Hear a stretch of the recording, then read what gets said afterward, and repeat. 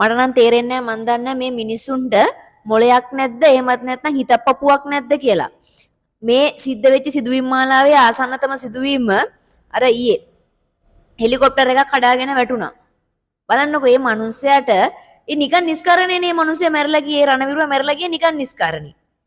එයාට තේරුණා ඒකේ යම්කිසි දෝෂයක් තියෙනවා කියලා. එයා ලස්සනට ආරක්ෂිතව ඒක ලෑන්ඩ් කරන්න හැදුවේ. බස් ගොඩ බස්සන්න හැදුවේ. හැබැයි මේක නිකන් මැජික් එකක් වගේ අපේ මිනිස්සු ටික මොකද කරේ කැමරාට වගෙන ඒක දිහා බලාගෙන හිටියා. හරි. මේක ඒ මිනිස්සයාගේ ජීවිතය ගැන හිතන්න ඕනේ නැහැ. එයා වෙන කෙනෙක් කියලා හිතන්නකෝ. අඩුම තරමේ ඔතන හිටිය මිනිස්සු ටිකට හිතෙන්නේ නැද්ද මේක මගේ ඔළුවට කඩාගෙන වැටුනොත් මොකද වෙන්නේ කියලා. තමන්ගේ ඔළුවට කඩාගෙන වැටුනොත් මොකද වෙන්නේ කියලා. ඒ තරම්වත් අපේ මිනිස්සුන්ට මොලයක් නැද්ද? මොකද්ද මෙතන තියෙන ප්‍රශ්නේ? එහෙම නැත්තම් මේවා හැම එකම ආතල්ල ගත්ත මිනිස්සුන්ට. මේ දේවල් මේ ඉස්කෝලේ ගියපු පළියට පොත්පත් වලින් අපිට ගන්න පුළුවන් දේවල් නෙවෙයි. මේවා මිනිස්සුන්ට තේරෙන්න ඕන. මනුස්සකමින් එන්න ඕන. ඒ අදාළ වෙලාවට අදාළ විදියට හැසිරෙන්න අපිට පුරුද්දක් තියෙන්න ඕන. මෙච්චර මේ මීඩියා වලින් කියනවා ආරක්ෂක නිලධාරීන් කියනවා අයින් වෙන්න කියලා. මෙහෙන් කඳු කඩාගෙන පාත් වෙනවා. අනිත් පැත්තෙන් වතුර පිරෙන්න ඔන්න මෙන්න මිනිස්සුන්ගේ ඔළුවට උඩින් වතුර යන්නේ. ඒ කියලත් බිත්ති හතරක් අස්සේ කොටු වෙලා ඉන්නවා මිනිස්සු. කරන්න ඕන දේවල් ආරක්ෂා වෙන්න ඕන විදි ඕන තරම් කියලා තියෙනවා. මිනිස්සු මැරෙන්නේ නිකන් නිස්කාරණේ විහිං මැරෙන්නේ බහුතරයක්. එහෙම වෙන්න එපා. දැන් මේක මේ අන්තිමම සිද්ධවීම නෙමෙයිනේ. තව ඉස්සරහටත් ඔය වගේ දේවල් එනවනේ. ස්වභාවික ආපදා වෙයි, හදිසි අනතුරු වෙයි.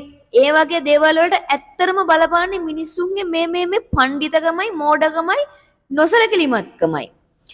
තේරුම් ගන්න හැම දෙයක්ම සිද්ධ වෙන පිළිවෙලක් තියෙනවා. ඒ වෙලාවට දීපල අනම්මනම් එහෙම කියලා ඉන්න බෑ.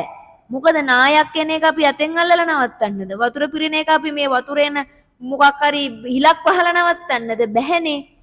ඒ නිසා ඒ වෙලාවට හැමදේම පැත්තකින් තියලා තමන්ගේ ශරීර කූඩුව පරිස්සම් කරගන්න උත්සාහ කරන්න. ඔයා ජීවත් වුණොත් තමයි ඔයාගේ පවුලේ මිනිස්සු ජීවත් වෙන්නේ කියන එක මතක තියාගන්න. ඒව තමයි හොඳම වත්කම්.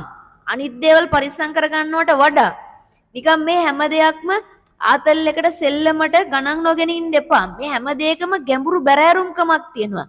මේක වක්‍රාකාරව මුළු මහත් සමාජෙටම බලපානවා. ඒ නිසා ප්ලීස් දැන් වෙච්ච දේ වෙලා ඉවරයි. දැන් මේ වතුර ටිකක් බහගෙන යනවා. ඔක්කොම වෙලා තියෙනවා. මිනිස්සු මැරිලා අම්බානක. ඒ හැම දෙයක්ම දැන් වෙලා ඉවරයි.